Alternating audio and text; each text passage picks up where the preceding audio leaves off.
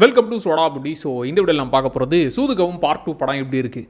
ஆக்சுவலாக சூதுகவும் பார்ட் 1 வந்து எல்லாருக்கும் ஒரு செம்ம ஃபேவரட்டான படம். ஒரு கேரக்டரும் ஏன் ஒரு டைலாகும் கூட மனப்பாடமாக இருக்கும். அதில் அந்த குட்டி பையன் நீங்களாம் ஒரு நாள் போலீஸ்ட்ட மாட்ட போறீங்கடான்னு சொல்கிறது, சில்ட்ரல்லப்பா அப்படின்னு விஜய் சேதுபதி சொல்கிறது, இன்னும் ஏகப்பட்ட டைலாக்ஸ், இன்னும் ஏகப்பட்ட மூமெண்ட்ஸ்லாம் அவ்வளோ ஸ்பெஷலாக இப்போவுமே மைண்டில் நிற்கும். அப்புறம் எகிரி குதிச்சு காப்பாற்ற போகிறப்ப என்ன ஹாலிவுட் படம்லாம் நிறைய பார்ப்பியான்னு அந்த மூமெண்ட்டை கலாய்க்கிறதுன்னு ஏகப்பட்ட மூமெண்ட்ஸ் அந்த படத்தில் ஸ்பெஷல். ஸோ படமே நமக்கு அவ்வளோ ஸ்பெஷல்னும் போது அந்த படத்துடைய சீக்குவலாக இந்த ட்ரெய்லரை பார்க்கும்போது அந்த படத்தோட பேரை கெடுக்கிறதுக்குனே இருக்க மாதிரி இருக்கு, லைட்டா பயமா இருக்குன்ற ஒரு ஃபீல் தான் வந்துச்சு. அது இல்லாம பார்ட் 2 போது இன்னும் பயம் ஜாஸ்தியா தான் இருக்கும். ஸோ அந்த பயத்தோட தான் படத்தை பார்த்தது. இந்த படத்தோட கதை என்னன்னா, அதே டெய்லர் அதே வாடகை போல நம்ம விஜய் சேதுபதி கேங் என்னெல்லாம் வேலை செஞ்சாங்களோ அதே விஷயத்தை தான் நம்ம சிவா கேங்கும் சேரா. அப்படி அது இல்லாம கருணாகரன் வந்து அரசியல் மிகப்பெரிய ஆளாயிட்டாரு. அவர் முக்கியமா நம்ம இந்த வாட்டி காசை எல்லாருக்கும் எப்படி டிஸ்ட்ரிபியூட் பண்ண போறோம்னு ஒரு பிளானை போட்டு வச்சிருக்காரு. இப்போ சிவா ஏன் கருணாகரனை மீட் பண்ண நினைக்கிறாரு, அது இல்லாம அவங்க போட்ட பிளான் என்னாச்சு, அதுக்குள்ள நடக்கிற குளறுபடிகள் தான் இந்த படமே. இதுல பாசிட்டிவ்னு தேடி பிடிச்சி சொல்ல கூட எனக்கு எதுவும் பெருசா தோணலை. ஏன்னா நீங்க ஒரு மொக்கையா ஒரு படத்தை எடுத்தா கூட அதுலயும் தேடி பிடிச்சி இது ஓகேங்க இது சொல்ல ட்ரை பண்றாங்க,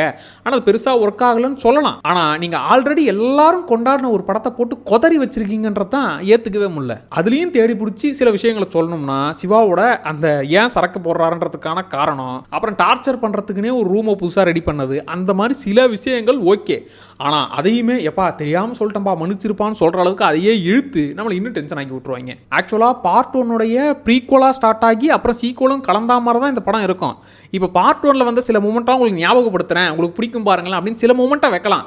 ஆனால் எல்லாத்தையுமே திரும்ப திரும்ப அதே ரீக்ரியேட் பண்ணதுக்கு நாங்கள் இதுக்கு பார்ட் 1 பார்த்துருவோமே, எதுக்கு நாங்கள் பார்ட் 2 பார்க்கணுன்ற மாதிரி ஃபீல் ஆச்சு. அப்புறம் விஜய் சேதுபதி கண்ணுக்கு மட்டும் தெரியுற அந்த பொண்ணு கேரக்டர் அதே மாதிரி சிவாக்கும் இதுலேயும் இருக்கும். ஆனால் அந்த கேரக்டர் கம்மியாக இருந்ததுனால நமக்கு நல்லா இருந்துச்சு. இதில் நாங்கள் அவங்களுக்கும் எக்ஸ்ட்ரா சீன் வைக்கிறோம், ஆப்ரேஷன்லாம் வைக்கிறோம்னு அந்த சீன்லாம் ஒரு மாதிரி டென்ஷன் ஆக்கி விட்டுருச்சு. அப்புறம் பாபி சிம்மா வச்சு படம் எடுக்க போகிறேன், நீ தான் என் படத்தோட ஹீரோ, ஏன்டா இந்த மூஞ்சில் ரொமான்ஸே வர மாட்டேங்குது, அந்த மூமெண்ட்லாம் நமக்கு எவ்வளோ பிடிக்கும்.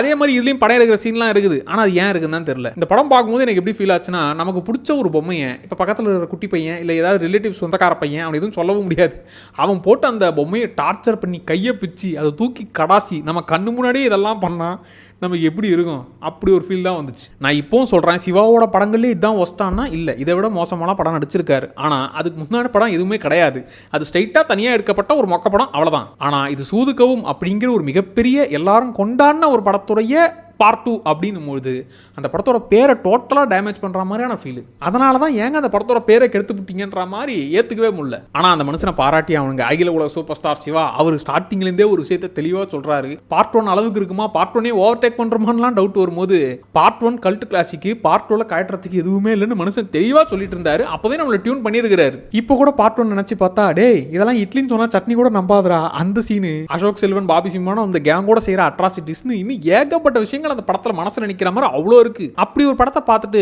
அதோடைய பார்ட் 2 போது இந்த சீன் ஓகேப்பா, பார்ட் 1 பேரை காப்பாற்றுற மாதிரி அட்லீஸ்ட் 1-2 சீனாச்சு இருக்குப்பா அப்படின்னு ஒன்னுத்தையும் கை காட்ட முடியல. பார்ட் 1 பேரை மொத்தமாக காலி பண்றதுக்குன்னே இந்த பார்ட் 2 எடுத்து வச்ச மாதிரி இருக்குது. ஸோ நான் இப்பவும் சொல்றேன், கண்டிப்பா ஒரு வாட்டி படத்தை பாருங்க, கண்டிப்பா பார்க்க வேண்டிய படம். ஆமா, பார்ட் 1 படம் யூடியூப்ல ஃப்ரீயாவே இருக்குது, கண்டிப்பா பார்ட் 1 படத்தை ஒரு வாட்டி திரும்ப கூட பாருங்க. சூதுகவும் படம்லாம் எனக்கு ரொம்ப பிடிக்கும்பா, அது எனக்கு ரொம்ப ஸ்பெஷலான ஒரு படம் அப்படிங்கிறவங்க கொஞ்சம் மனசை கல்லாக்கிக்கிட்டு இந்த படத்தை போய் ட்ரை பண்ணுங்க ப்ளீஸ். ஒரே ஒரு கோரிக்கை, இந்த மாதிரி நல்ல நல்ல படங்களை தயவுசெய்து கை வைக்காதீங்க.